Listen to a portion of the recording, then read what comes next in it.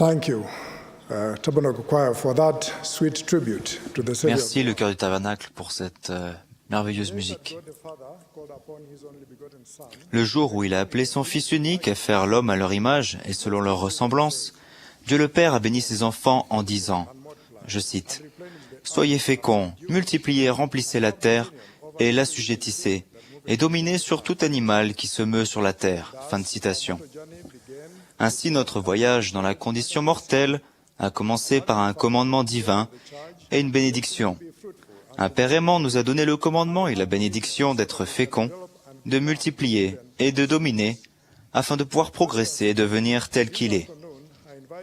Frères et sœurs, cet après-midi, je vous demande d'exercer votre foi et de prier en ma faveur, tandis que je vais vous faire part de mes réflexions au sujet de 3 attributs fondamentaux de notre nature divine. Je prie pour que nous reconnaissions et accomplissions plus complètement notre responsabilité sacrée, le commandement de notre Père de cultiver notre nature divine afin de pouvoir mieux réussir à accomplir notre voyage et atteindre notre destinée divine. Premièrement, Dieu nous a commandé d'être féconds. Quand on parle d'être fécond, on néglige parfois une partie importante qui consiste à promouvoir le royaume de Dieu sur la terre. Le Seigneur a enseigné, je cite, « Je suis le cep, vous êtes les sarments. Celui qui demeure en moi et en qui je demeure porte beaucoup de fruits, car sans moi vous ne pouvez rien faire. Si vous demeurez en moi et que mes paroles demeurent en vous, demandez ce que vous voudrez et cela vous sera accordé. Si vous portez beaucoup de fruits, c'est ainsi que mon Père sera glorifié et que vous serez mes disciples. » Fin de citation. Nous portons du fruit en demeurant en Christ quand nous prenons sur nous son nom et le servons jusqu'à la fin en aidant les autres à aller à lui. À notre époque, les prophètes et les apôtres vivants continuent d'élever la voix pour inviter chacun de nous à nous engager pleinement dans l'œuvre du salut selon nos capacités et nos possibilités. La douceur et l'humilité de cœur sont le point de départ d'une réponse qui porte beaucoup de fruits.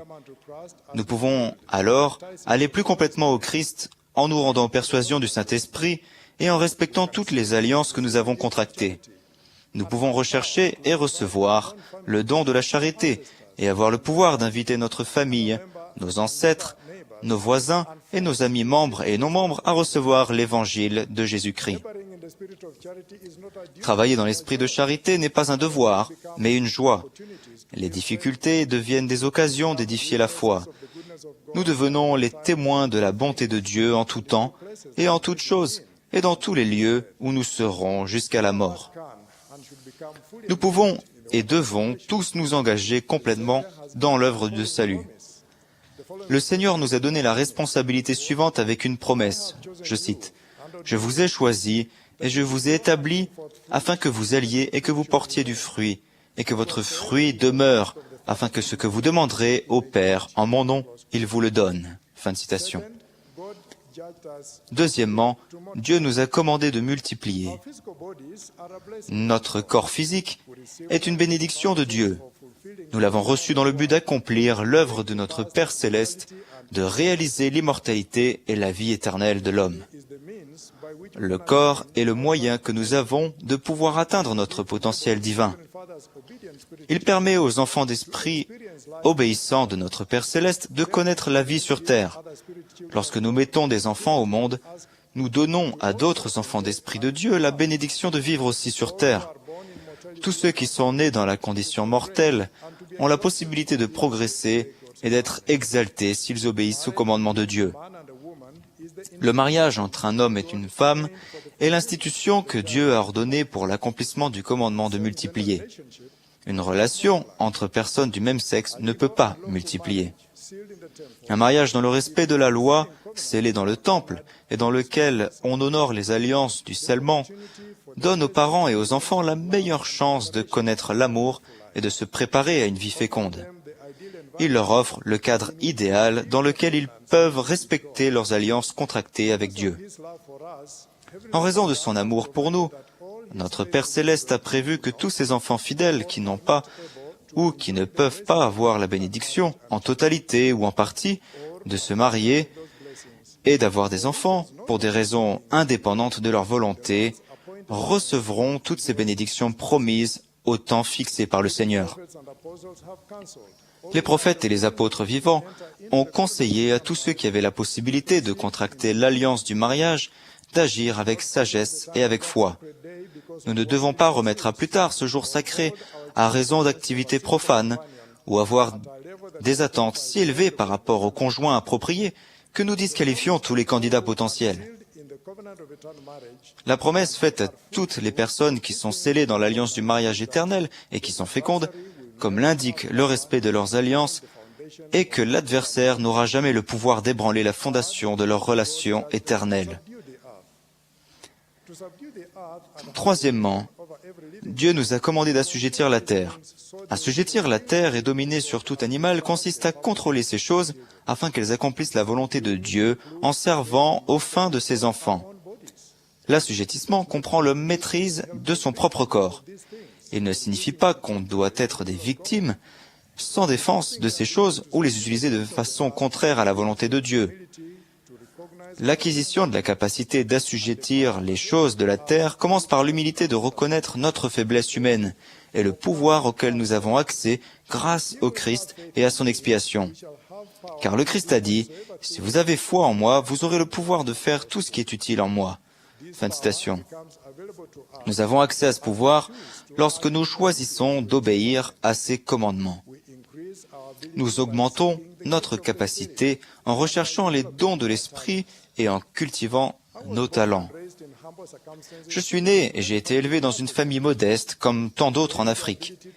J'ai reçu la capacité de m'élever au-dessus de ma situation en recherchant et en obtenant une bonne instruction avec l'aide aimante de mes parents.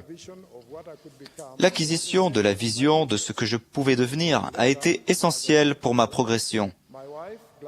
Plus tard, jeune marié, ma femme et moi avons trouvé l'Évangile rétabli, qui continue de nous donner en bénédiction des directives spirituelles. Comme chaque famille, nous avons nos épreuves et nos difficultés, mais en demandant au Seigneur de nous aider, nous avons trouvé des réponses qui nous apportent paix et réconfort, et nous ne nous sentons pas écrasés par ces tribulations. Les difficultés auxquelles la société humaine est confrontée aujourd'hui, notamment l'immoralité, la pornographie, les conflits armés, la pollution, la consommation de drogue et la pauvreté, prospèrent parce que de nombreuses personnes dans le monde ont choisi de se livrer à la volonté du diable et de la chair, au lieu de la volonté de Dieu. Ils ne recherchent pas le Seigneur pour établir sa justice, mais chacun suit sa propre voie et selon l'image de son propre Dieu, dont l'image est à la ressemblance du monde. Fin de citation. Cependant, Dieu invite tous ses enfants à recevoir son aide pour surmonter et vaincre les difficultés de cette vie par ses paroles. Je cite, « Je suis Dieu. J'ai fait le monde et les hommes avant qu'ils ne fussent dans la chair. Si tu veux te tourner vers moi, écouter ma voix, croire, te repentir de toutes tes transgressions et être baptisé dans l'eau au nom de mon Fils unique. Tu recevras le don du Saint-Esprit et tu demanderas tout en son nom et tout ce que tu demanderas te sera donné. » Fin de citation. Les saints des derniers jours fidèles, qui comprennent leur potentiel divin et qui s'appuient de tout leur cœur sur le pouvoir accessible grâce à l'expiation du Seigneur Jésus-Christ, sont fortifiés dans leur faiblesse naturelle et peuvent tout faire. Ils reçoivent la capacité de surmonter les tentations du mal qui ont rendu beaucoup de personnes captives de l'adversaire. Paul enseigne, je cite, « Dieu, qui est fidèle, ne permettra pas que vous soyez tentés au-delà de vos forces, mais avec la tentation, il préparera aussi le moyen d'en sortir, afin que vous puissiez la supporter. Car ayant été tenté lui-même dans ce qu'il a souffert, il peut secourir ceux qui sont tentés. » Notre Père Céleste nous a donné le commandement et la bénédiction d'être féconds, de multiplier et d'assujettir la terre afin que nous devenions semblables à lui.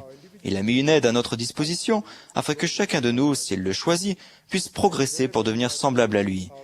Je prie pour que nous menions tous notre vie de manière à être guidés par la vision de notre nature divine, à prétendre à toutes nos bénédictions divines et à accomplir notre destinée divine. Je témoigne que Dieu le Père et son Fils bien-aimé, notre Sauveur Jésus-Christ, vivent. Je témoigne de son plan du bonheur glorieux et des clés qu'il a conférées à un prophète vivant sur terre aujourd'hui, à savoir Thomas S. Monson. Je prie pour que nous ayons le pouvoir de jouir de la plénitude de ces bénédictions. Au nom de Jésus-Christ. Amen.